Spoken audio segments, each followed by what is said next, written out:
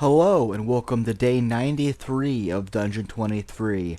Due to some technical errors where my internet kept dying and my Rule 20 kept refreshing, I didn't feel like redoing stuff I already did a million times on camera as if I didn't already do them. So here we have our finished product.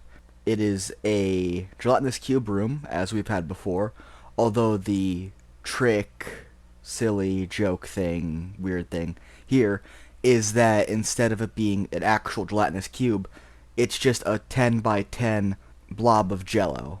And it's lime flavored specifically, which is the worst flavor. But it also contains floating in it, as most gelatinous cubes have loot floating in them, a pouch with 5d4 copper pieces, which is not really that much, but it's still good.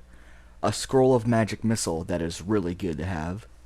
And I talked about it before, about how technically it has to be in your spell list to be able to cast it. I don't like that because it basically means a wizard is never going to use a scroll for anything other than writing into their spell book.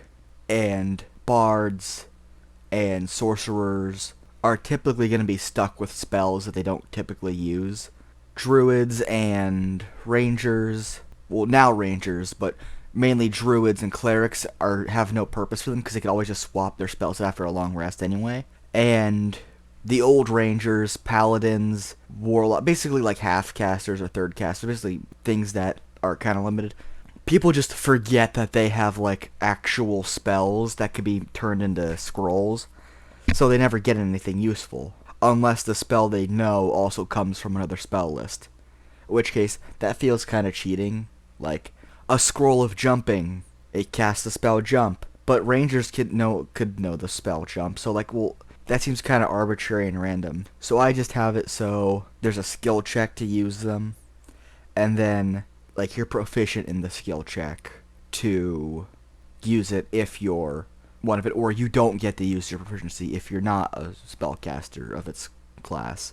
But that's just how I use scrolls. I think most people just kind of ignore them anyway, or don't even realize that's a restriction. And the other thing is a quiver with 3d6 arrows. Just some good loot, and if the party managed to fish out the other loot from the other one, then they're probably used to trying to do that. So it's basically, well, let's trick the party into using more effort than they have to, or possibly expending resources like some kind of like a spell slot to cast protection from, actually, well, absorb elements would work. I don't know if protection from energy gives acidic, or if they'd have it at this level. I don't have the top of my head. Anyway, the idea of like expending resources to get this loot when they don't really need to is funny. Also, the idea of like them like taking a bottle and like putting this jello in it, thinking it's acid, and then throwing it at an enemy, and it does like one damage for like hitting them because you just chucked a bottle at them. It's not nothing, but the idea that it doesn't burn them and that they're like, you just threw jello at me, what's the matter with you, is really funny. Also, I guess I could eat it. You know, it's jello. It's lime flavored, although I don't know why someone want to eat something that's lime flavored, because lime is the worst flavor. But with that said, that is basically our room.